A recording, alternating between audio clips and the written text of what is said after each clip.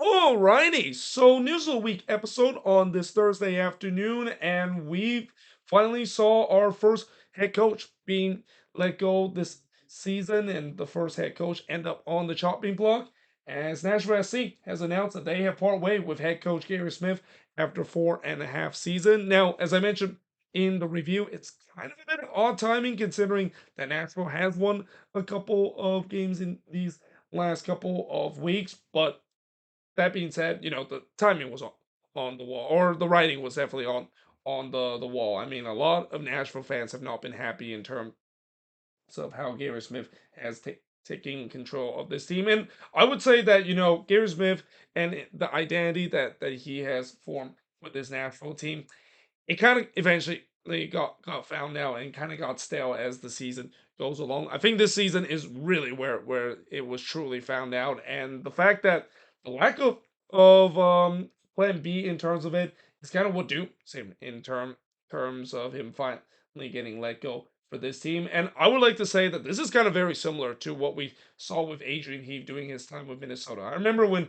Adrian Heath was the head coach of Minnesota, and for the past couple of years, he basically forged an identity to this team, and that's why the Loons has been making the playoffs for the past couple of years. But eventually, things got stale to a point where it was pretty clear that Adrian Heath time with Minnesota was winding down, and that in the season when the team was really below the red line heading into the last couple of games, Minnesota had no choice. They had to fire him, and that, at least in this case for Nashville, they decided to do it relatively early, and now it's going to be interesting to see whether or not who's going to be the next head coach that is available. Now, in terms of Gary Smith itself, I won't be surprised he might get another MLS job. I mean, I know some of the tactics that he used might be outdated, but I do think that given the fact that he is still a head coach, that if you basically give him resources, and especially if you give him a very good defensive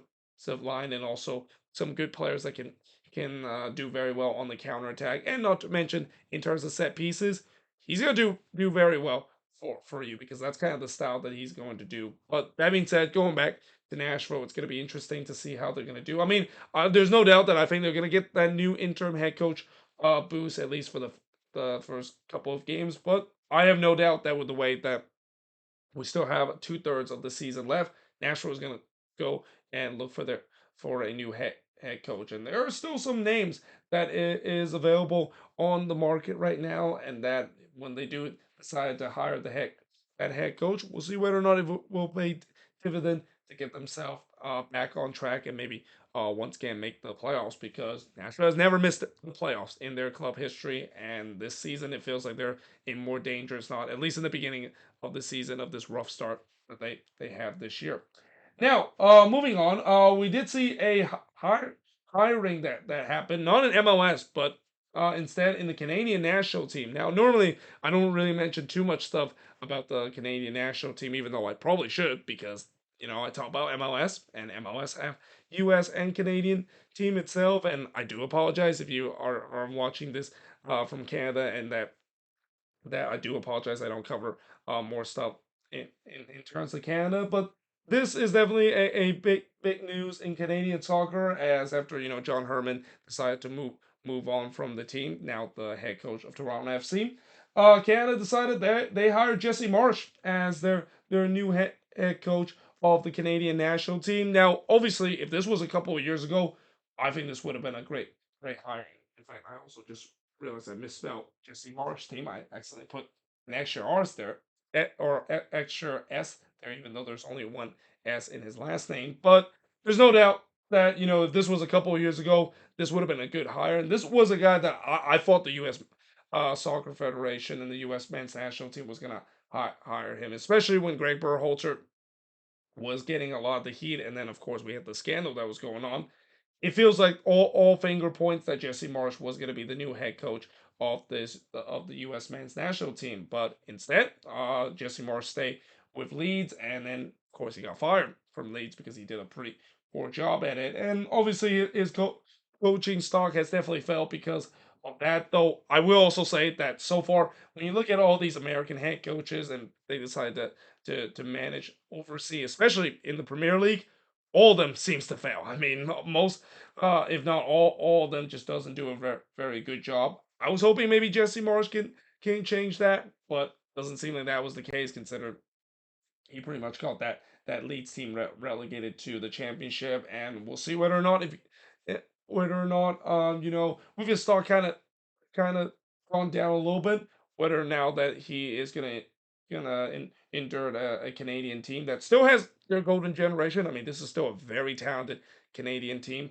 We'll see whether or not if he can get this team going just as the same almost around the same time around when John Herman eventually left this team. Because I think the other thing I will say that maybe is a little concern if you're a Canadian fan is the fact that Jesse Marsh has no experience in the international level. And more times than not, I mentioned how coaching in the international level is a completely different animal compared to coaching in the club level, and it can be tough transition for some head coach when they coach in the international level to the club level, and then vice versa. So we'll see how Jesse Marsh is going to do, and especially he's going to get a big first test, knowing the fact that Canada is going to be going to Copa America in this summer tournament here in the U.S.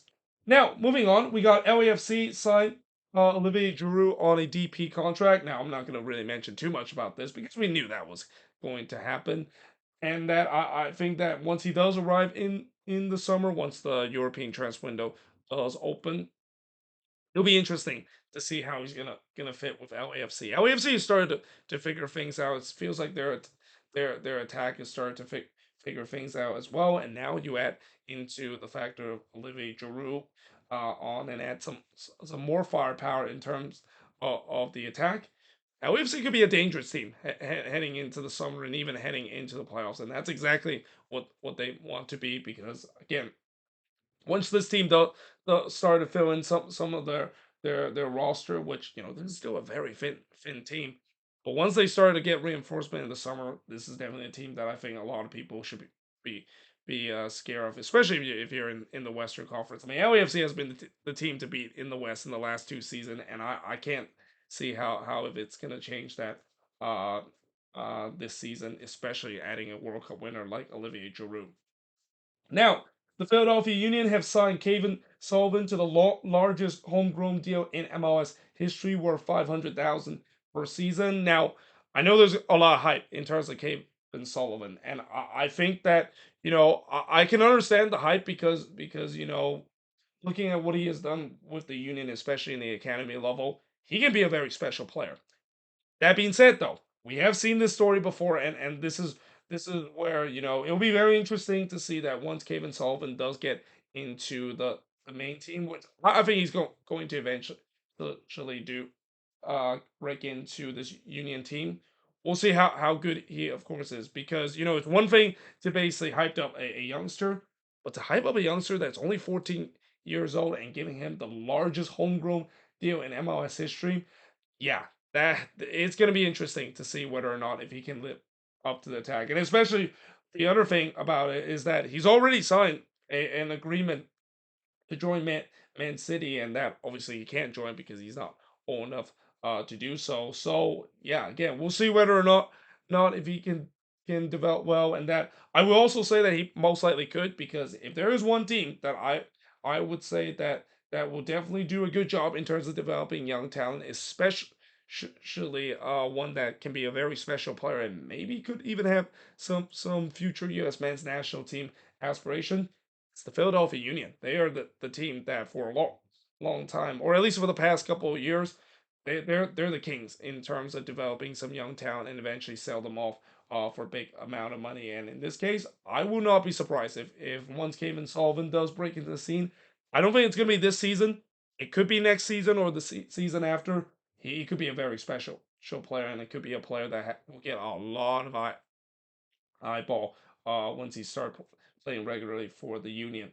Now, Enzo Capetti, he has officially left Charlotte as he's going to be joining Rosario Central, and that pretty much put a close to the book of one of the biggest busts in recent MLS history. And it's a shame because, Enzo Capetti, he finally did get a much needed goal, and I was wonder, is he going to get maybe more chances to showcase that he finally found something and finally put that lid off in terms of the goal scoring drought and the numerous letdown he has ever since he joined Charlotte. But now it seems like that's not going to be the case. He's going to be going back to Argentina, and like I said, he's going to go down as one of the biggest busts in MLS history.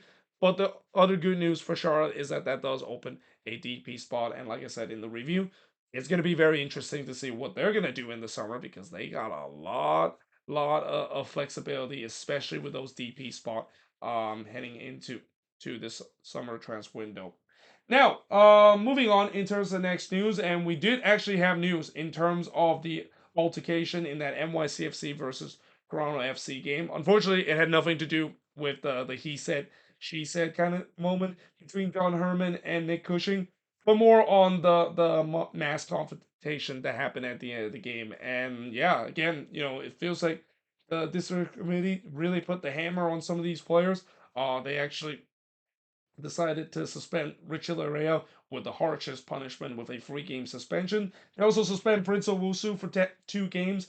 They also suspend John Herman for 1 game and suspend Sean Johnson for 1 game and also suspend Tedesevich for two games. I'm kind of surprised it's the fact that both Tedesevich and Johnson did not get more games, especially Sean Johnson too, because they were kind of right in the midst of that mass confrontation that we've seen. But yeah, you can clearly see that the league is definitely dropping the hammer, and obviously for some of these guys, they're going to be available again for the weekend's matchup. Obviously, John Herman and Sean Johnson should be back for the weekend matchup after serving this game suspension in the middle of the week. But it'll also be interesting to see whether or not if there maybe is going to be even more kind of statement from the district committee and even from MLS itself on the whole he said she said between John Herman and Nick Cushing, because yeah, we have heard that maybe there might be some investigation that could be seen in terms of that, because while everybody focused on the mass confrontation,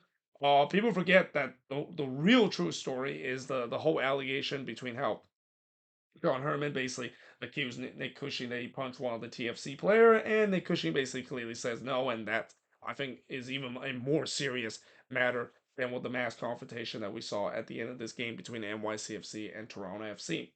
Now, moving on in the next news. So Cruz Azul have their bid for Atlanta striker Yakimakis rejected, and I'm not surprised because apparently it seemed like the bid that they released were relatively low. There's no way in the world Atlanta is going to accept that low of a bid, so that's not a big surprise that they decided to reject that.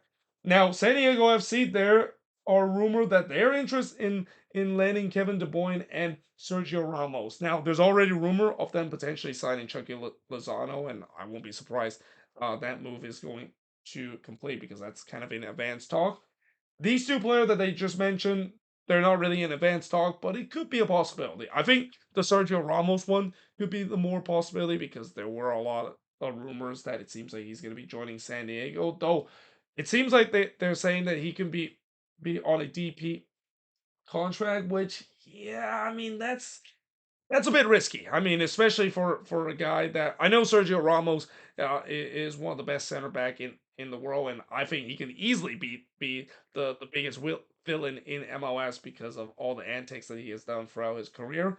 To give him a DP contract, and especially I've said many times before, and I'll say it again, it's almost a cardinal sin to try to give your defender and goalkeeper a DP contract, unless they are the best goalkeeper and the best defender in the league, which is why I haven't really complained about Walker Zimmerman being a DP for Nashville or even Roman Berkey being the DP for St. Louis, because Roman Berkey just won goalkeeper of the year. He was the best goalkeeper last season, and Walker Zimmerman has won a couple of defender of the year as well. So yeah, it'll be interesting to see whether that is the case. And obviously, the Kevin De Bruyne one, I don't think that's going to happen. I think he's going to stay with Man City for at least another couple of season. They would really have to almost do what Inter Miami did in terms of getting Messi and his friend and really throw a lot of money to try to lure Kevin De Bruyne away from Man City. But even then, I don't think it's going to happen. I think Kevin De Bruyne is happy of him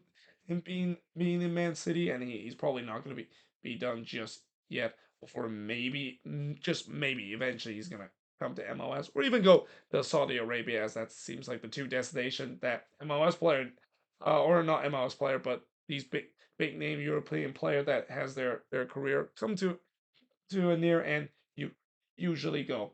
Now, moving on in the next news, so Blackburn Rovers have sent scouts to reopen talks with Orlando City striker Duncan McGuire. I mean, this transfer saga between Blackburn and Duncan McGuire just never end. And I won't be surprised that it could reopen talks again because, again, after that botch kind of transfer, it is very weird to see a team is still interested in him, even in the summer transfer window. But we'll see if that, of course, is the case. And again, if you're Duncan McGuire, I mean, you're kind of caught in two minds in the way that on one hand, yes, you want to go to Blackburn Rovers, you want to make that dream move to Europe, but is Blackburn Rovers the right team to do so, especially with all the issue that they've been having? I mean, if they have issue in terms of botching a transfer, there's some serious issue uh with the club, and Blackburn has had a lot of issue, especially with the ownership for the past couple of years. So again, I don't think that's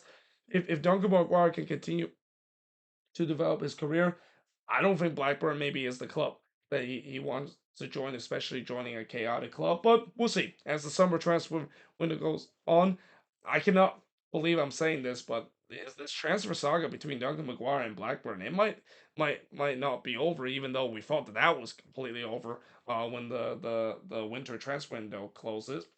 And then moving on, so Emmanuel Reynoso is finally back in Minnesota. In fact, it is confirmed because he was actually at the game that I was last night between Minnesota and the LA Galaxy. Now, obviously, I didn't see him, and even if I see him, I wouldn't just go up and say welcome back to Minnesota because yeah, he's getting a lot of hatred from the Loons fan base, and I'm even surprised that he even made some public appearance, even though I'm pretty sure a majority of the Loons fan base are basically demanding the front office to move on from him. And again, it's such a shame too because we know the quality that Reynoso has had, but obviously he's definitely burned that bridge and he's gone too far in terms of these AWOL that he's been having for the past couple of years. And even though I know there's been talks that he maybe can reintegrate back to the team, I don't think that is the case. And this is not just the fan base that does not want him back. His teammate doesn't even want him back either. I mean, Michael Boxall, the captain of the team, even said it multiple times that he does not care the fact that he comes back to the team or not. And he even openly criticized in terms of Reynoso and his behavior of not coming back to to this team. So again, I will be shocked if Reynoso does come back, and I will even be more shocked that if he doesn't offload by the end of this season. I think the time has come that there's really no return in terms of repairing this relationship between him and Minnesota. I mean, he had a chance last season, but what he did for the this time, and especially from what we saw a couple of weeks on Instagram, where he was actually out in Argentina partying rather than reporting for his team. Yeah, that's just a sign that it's over. Like I think Minnesota is ready to move on from him, either in the middle of this season or maybe heading into this off this next off season. Now, the Indianapolis City official, they have announced that they have moved forward with the mayor's MLS stadium proposal and reject the 11 park proposal. Now, this is a bit of a surprise because originally the city official, they didn't like the plan the mayor basically draw of having a different ownership group to bring in Indianapolis or to bring a MLS team to Indianapolis. But now it seems like it's been a reverse course, and we'll see how this, of course, is going to go. Now, obviously, ideally, I would love for them to continue with the 11 park proposal, especially with the way that I kind of don't want to see another San Diego FC San Diego loyal situation, as it seems like this is, of course, it is the case. But who knows what's going to happen? I mean, we'll see in the upcoming days or even in the upcoming weeks what's going to happen. And especially, I wonder what Don Gabbert thinks about this, and especially when he does make his State of the Union address near the end of the season, and if this will continue to build up, I wouldn't be surprised he might even drop a hint that maybe Indianapolis might be the next next city to have an MLS team, and that would be a bit of a surprise too because Indianapolis, they really weren't considered to have an MLS team. I mean, they were one of the team in running, but ever since there was the talk of the mayor basically trying to create a proposal to bring an MLS team to the city, there was really no rumors or not even anything close to resembling that Indianapolis might be the next team to come into MLS. I mean, there was more chance that Vegas or even Sacramento could get a team rather than Indianapolis. So we'll see the development of this story, and we'll see how it's gonna go as we move on into the season. Now, the New York Red Bulls, they have announced that they have set to break ground on their new state-of-the-art training facility, and that's also kind of just shows you how far this league has gone. I mean, we're starting to see some teams that have already replaced their old training facility and built a state-of-the-art one, and this is an example of it for the Red Bulls. I mean, they already have their own training facility, but the one that they have is kind of a little bit outdated, and it seems like now they're building a new one, and it should be one that can definitely help them continue to become a team that there's a reason why the Red Bulls always have one of the best academy because their training facility is already top notch, and now it's about to get even better with this new state of the art training facility that they're going to be built.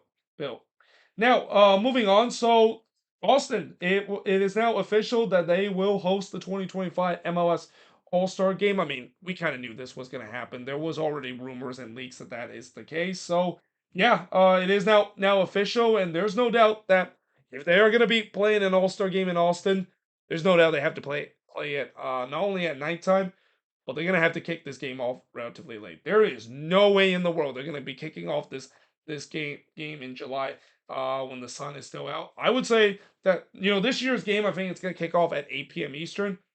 I will not be surprised if this game kicks off at 8:30 or even go as deep as 9 o'clock uh, Central time. And I know that's not ideal because that means it's 10 p.m. Eastern. Well, there's no way they can kick this game off like 7 p.m. Central time. Like the fans and also the players are just gonna be boiled alive if the game starts at 7 o'clock. And also this is why we've seen in the last couple of seasons Austin have always pushed their games to 8:30. I won't be surprised it's gonna be the case too because there's just no way you can play day game in Austin, and really there's just no way you can play day game in Texas in the middle of the summer because it is scorching hot with humidity at on top of that as well. Now, moving on into the last news. So MLS team have announced that they have released salary figure in terms of all their teams. So this is basically MLS releasing all the team and the salary figure. And unsurprisingly, Inter Miami has the biggest budget, but surprisingly, St. Louis actually has the lowest budget. That kind of caught me by surprise because it just kind of shows you how good St. Louis is in terms of having the lowest wage budget, but they still get the best out of their players, especially last season. But what is not surprising is Inter Miami having their biggest budget. I mean, when you have the greatest player of all time and invite some of his friends to play for this team, I mean, it is no surprise that they have the biggest budget. Now, what is also a surprise, although I don't know if this is kind of a surprise, but kind of a little bit alarming, is the fact that after Inter Miami, you got Toronto, Nashville, and Chicago with the biggest wage budget. All those teams I mentioned, well, except for Toronto, who's having a really surprising season of them competing in the playoffs. But the other two teams, yeah, they're not doing very well this season. And again, it just shows you that it's not about the money in terms of how much you have. It's about spending wisely in terms of your player and getting the best out of the value. And as I mentioned, those two teams I mentioned, Nashville and Chicago, and in some extent Toronto, especially last season, they definitely have not done a good job in terms of spending their player, and the resort are basically showing it as besides Toronto, those two teams, Nashville and Chicago, those teams are not having a good season so far this year. But there you have it. That is pretty much it for this News of the Week episode. As always, let me know in the comments below what do you think of these news, and if there's any news I didn't mention here on the board, let me know in the comments below as always. But yeah, hope you guys enjoyed this video. If you do, make sure you guys leave a like, smash the subscribe button, and yeah, I of course will see you guys next time.